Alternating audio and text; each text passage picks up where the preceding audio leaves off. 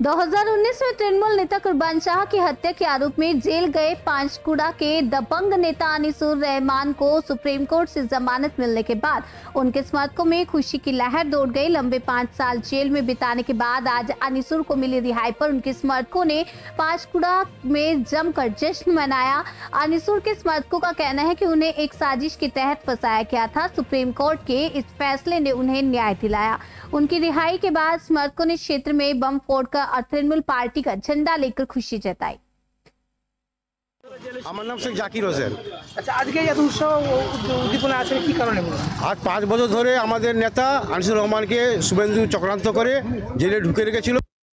আজকে বেল পেয়েছে, আমরা অনেক খুশি, অনেক চাঙ্গা হয়েছি। সামনে তো ইলেকশন রয়েছে, পৌরসভা নির্বাচন রয়েছে। এই তো আপনি দেখতে পাচ্ছেন বাজি ফুটানো, আমাদের কর্মীদের সমর্থন সবাই তো দেখতে পাচ্ছে। আর কি বলবো, এতে আমরা অনেক খুশি, অনেক চাঙ্গা আছি, অনেক খুশি। এতে করে বিজেপি এখানে কিছু করতে পারবে না। কি কারণে উনি জেলে ছিলেন? ওই একটা মার্ডার কেসে মিথ্যা মামলা জড়িয়ে মার্ডার কেসে এতে জড়িয়ে রেখেছিল। শুভেন্দু অধিকারী এটা করিয়েছিল। এত উৎসব কেন বা এত বোম ফাটছে বা আপনারা কি বলবেন? আমরা বলছি যে আমাদের নেতা আনিসুর রহমান ওকে বিভিন্নভাবে চক্রান্ত করে, বিরোধী দলনেতা শুভেন্দু অধিকারী বিভিন্নভাবে চক্রান্ত করে গত 5 বছর ধরে জেলে আটকে রেখেছিলেন। আজকে মহামান্য সুপ্রিম কোর্ট ওনার জামিন আবেদন করেছে। তাই আমরা তৃণমূল কর্মী সমর্থক আনিসুর রহমানের শুভানুধ্যায়ী আমরা একটা উৎসাহের মধ্যে উৎসব পালন করছি।